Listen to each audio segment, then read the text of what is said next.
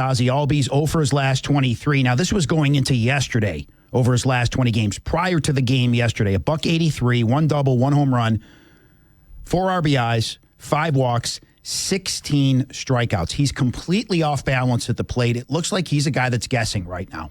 That's what it looks like. Well, I certainly know that he knows that he's struggling because it doesn't look comfortable. I don't know about guessing. I don't know if he's an educated guess hitter. I don't know if he's guessing wrong now. He's too mind-blanked as he's digging in. Those are bad numbers. Like, that is legitimate. Somebody said this morning, I think it was Barrett Salee, he said something to me during a podcast thing. He's like, a superstar. I said, no. What he is supposed to be is a top 5 or 6 second baseman. He plays above the contract. That makes you better than a lot of guys who play below their contract. I just need him to be a better second baseman candidate. He's not close to an all-star anymore. The pop-ups and the strikeouts have become excessive. I'm giving him a day off, and I would make it as soon as today. The fact that he didn't try to lay down a bunt is really sort of strange to me. I would have, especially if I'm on the left-handed side. Boom, I'm laying it down. I got to use my legs to help this team win a game. Not only that, as a right-handed hitter, we knew that he was always better. His career, .331 against lefties. Through Friday's game, .216. Yeah, it's all normal now. Versus lefties. Less. There's nothing, as you said, there's nothing that stands out. Nothing special now about Ozzie Albies. Nothing. I'm giving Marcell Ozuna a day off. I just am. I say, hey, just sit down and watch. His walk rate is something that I think I'm supposed to applaud, except I'm still not scoring runs. I don't want to turn him into Frank Thomas, but there's a certain point. And by the way, he's not swinging the first pitch strikes. He's saying he's not getting as many strikes. The statistics tell you that's not really true. I think he's got to get back to attack mode. I think he's an attack mode guy. The walk thing for me it's not doing it for me. They finally switched him and Matt Olson on Sunday. And I said, okay, I'm not really going to make a big deal of it, but I know why they did it. If you're walking, what's happening after that? Nothing. You can walk all you want. You know how many runs you're not scoring? A lot. And then you got Raisel Iglesias. I don't know what's going on with him, but just one of them freak things. It's not really a freak thing. It's his slider. I mean, this again, over the weekend through Thursday, this is obviously before what he did yesterday, 5-9 opposing batters against the slider. That's a .556 batting average. Last year, the batting average was .163. Now, it's a limited sample size. Sure. 7 for 45, a .163, like I said, batting average with 1 home run against the slider last year.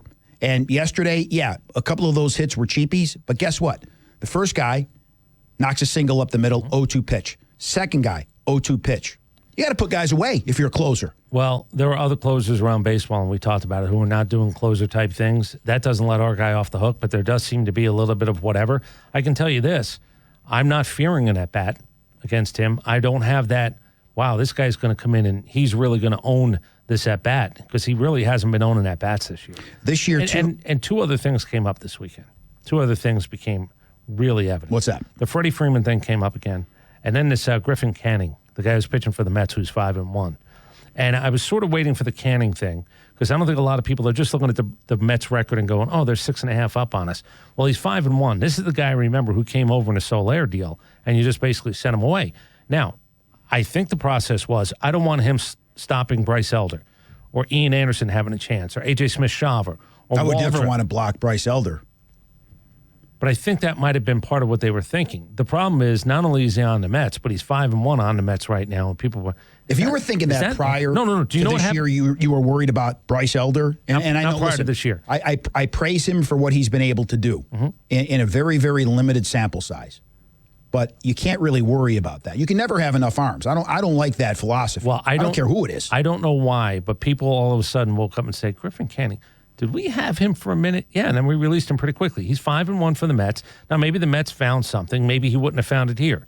Maybe they gave him a nice hug and he believed that they really wanted him around, and all of a sudden he's just, I'm here for you, fellas. I don't know what's going on. But it did take this weekend for people to go, does Freddie Freeman get 2 hits every day? And is Griffin Canning really 5-1 for the New York Mets right now? Yeah. It was like all of a sudden both of those things, people were like, you see what Freddie Freeman's doing? I said, yeah. It hurts. And then the Griffin Canning, people were like... That hurts to see, yeah. It hurts to see Max Fried. He's got a major league leading 1.05 ERA pitching for the Yankees. Now, how long is he going to stay healthy? That's a valid question to ask. But right now, I mean, he is untouchable. They said he embraced the analytics staff there in New York for the first time. He's actually looked into that and embraced that. And, boy, it's made a difference thus far. That's for sure. And he's the ace. Man, we should hire one of those guys.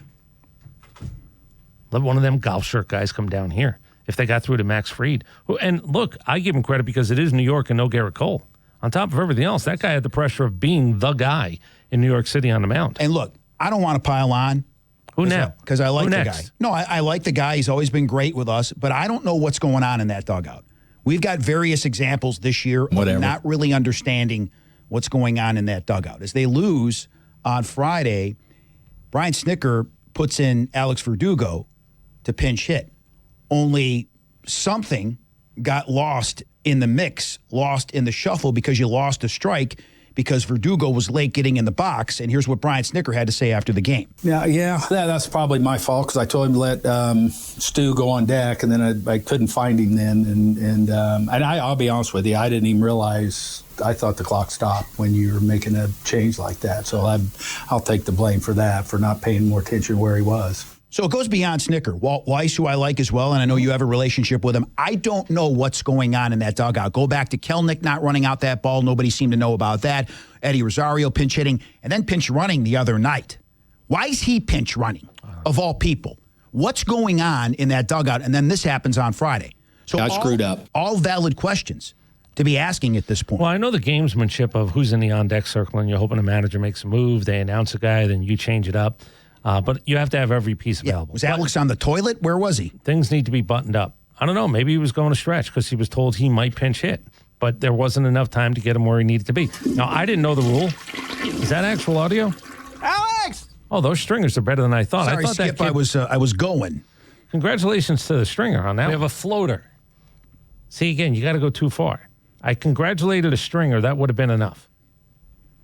You miss 100% of the shots you don't take. I think, as we like to say, the shirt wasn't buttoned all the way up. Something was not buttoned where it needed to be buttoned. Now, look. Well, you could say that about the Braves this year. Did it affect an at-bat? Not buttoned up at all. Yeah, sure. Maybe it affected an at-bat. But I think the problem is when you hear what happened, it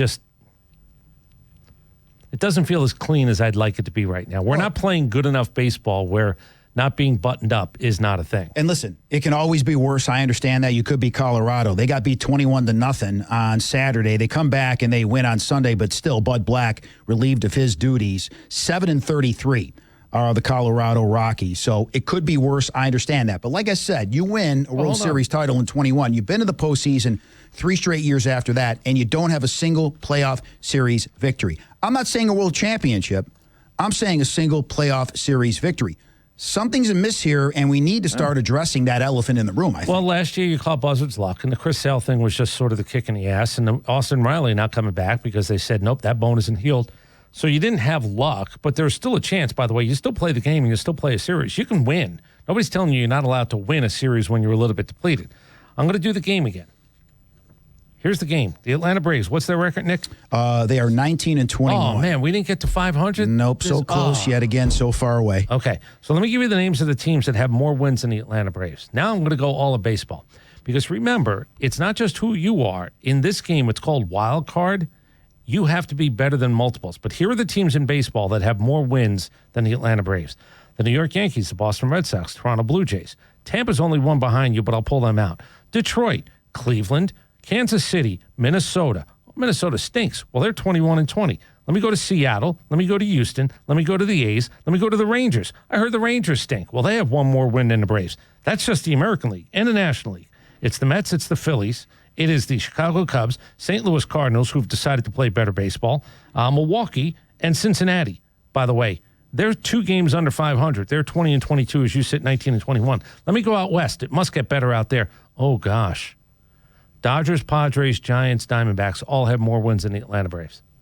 Do you know how many teams I just mentioned? A lot. A lot. Too many. Like if we were doing like a top 10, the Braves aren't in the top 10. They're hardly in the top 20. And when grade on a curve expectations, how is it that the A's, Detroit, Seattle, Texas, who again, you can tell me they went to the World Series a few years ago, but they're not playing good baseball, except it's every bit as good as the Braves. There are no reasons for it to be the case. You've played 17 one-run games. You're 8-9. 17.